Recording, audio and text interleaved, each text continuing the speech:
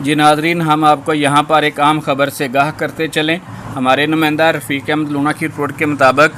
थाना बलोचनी की हदूद में वाक़या गांव चक नंबर 65 रेबे रंगल नंगल में घर की तमीर व मरम्मत कराने वाले नौजवान की घर का मालक बनने की नाकाम कोशिश। तफसीलात के मुताबिक चक नंबर 65 रेबे रंगल की रहायशी बेवा ज़ाहदा परवीन ने गाँव के वसीम नामी नौजवान को अपने घर की तमीर व मरम्मत के लिए पैसे दिए, जिस पर वसीम नामी नौजवान ने अपने दोस्त फैज़ रसूल से मिलकर घर की तमीर व मरम्मत पर काम करवाना शुरू कर दिया। ज़ाहदा परवीन का एक ही बेटा है जो बरूने ममालिक मुकीम है, जो वसीम को मकान की तमीर व मरम्मत के लिए पैसे बेचता रहा। जब मकान की तमीर व मरम्मत पर काम मुकम्मल हो गया तो ज़ाहदा परवीन अपनी जवान बेटियों के साथ अपने घर में रहने के लिए आईं, तो वसीम और इसके दोस्त फैज़ रसूल ने कहा कि ये घर तो हमारा है, आप यहाँ नहीं रह सकती। वसीम, फैज़ रसूल और साथ इनकी ख़वातीन ने ज़ाहदा परवीन और इसकी बेटियों को घर में अकेले देखकर इन पर दावा बोल दिया और घर में मौजूद ज़ाहदा परवीन और इनकी दोनों बेटियों को मार मार कर शदीद ज़ख्मी कर दिया।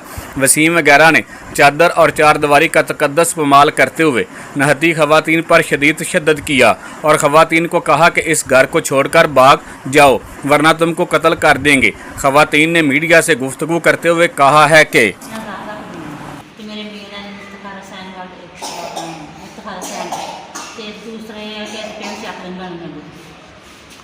साढ़े ना आ वाकया है साढ़ा जगह जी सी उन्हें दी सी सानू तमीर कर दे तो पैसे उन्हें दिते थे। बेटा मेरा बाहर गया उन्हें बाहर पैसे भेजे थे, मैं तमीर कर दे तो आंदा कि तुम कितने लांबे चले जाओ कि तो मैं क्या नहीं तो इतने कहता नहीं तेन किराए पर लैके दे देना, तुम किराए पर चाहते जो तमीर हो गए तुम आ जाओ। जो 2 महीने लंघे आ तो जो थोड़ा बहुत जो काम किया अस आए हैं वापस तो इन्होंने सूँ फिर भजाता घरों, फिर इन्हें फैज़ रसूल ने तो वसीम ने तो इन्होंने भजाता सूँ फिर तो तुम जगह जी है सू डरा धम कर धमकियां दित्तियां कतल दियां जे वो कि तुम लत्त च थोड़े पैर मारांगा तो इदा रखना। ये थां किहदा हैगा? थां मेरे मीर रजिस्ट्री है या स्टाम वाला? अपना हैगा वा फरीद वाला वापस रजिस्ट्री वाला, ठीक है। हाँ जी, मेरे मतलब बड़िया के खानदान का अगों इन्होंने मीर फिर कोई नहीं असं उत्थे आए तो अज फिर असी आए हैं कि सानू दरखास्त भी दी है इतने बलोचनी तो उन्होंने भी साड़ी कोई नहीं सुनी, पुलिस वाले ने कोई नहीं सुनी है, उन्होंने पैसा धेला दे के तो उन्होंने मुकाता काम उत्थे तो फिर असी आए हैं उत्थे कुड़ियां वाले तो कल भी साढ़े उत्थे पेश सी असीं गए हैं तो उन्हें बयान बून साढ़े फिर उन्हें बाद आख्या कि तुम कल का दिन फिर उन्हें देता तो कल आ जाओ तो फिर उन्होंने आख्या भेज देना तो इतने फिर वो रिहायश कर लगे असीं फिर एवं साड़ी बहुत जुल्म ज़्यादा की ज़्यादा काम लगे अपील है कि सानू इंसाफ दिलाउण।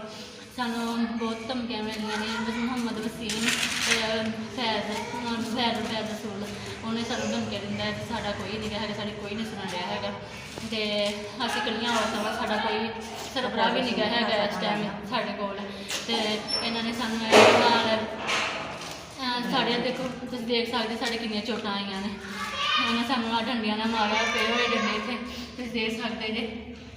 डंडे ने सानू मारिया सानू जो सवाल किया पूरे महल्ले के पूरे पिंड के सामने इतने आए ने उन्होंने ज्यादती की है,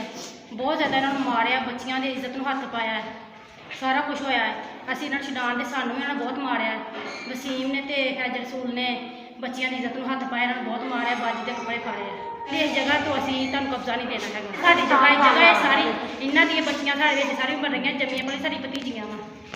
जगह से घर दी मतलब इन्हें कोई बनाया से पुत तो पुत ने गाड़ियों बड़ी कास्ता की खेडी हैगी ये इनू कढ़ के बाहर तो मैं तेरे मकान बना के देना, मकान उन्हें बना के दे के तो गाँव होर बेच लिया, वो पैसे इन्हें ज़्यादा नहीं दिते हुए सी पर तू मेरे लटीना गुस्सा ने बना दे, जितों इन्हें कास्ता की बड़ी बड़ी खेडी हैगी इन्हें गाँव होर बेच लिया। तो वाकया होयागा फिर उन्हें आंदा सीगा पर 2 महीनों मैं तेन जगह दूँगा तो आ जाए, 2 महीने तो उत्ते लंघ गया, 5 महीना जान लिया उन्हें अज इरादा बनाया उनका, इन्होंने अपने कब्जा होर घर बनवा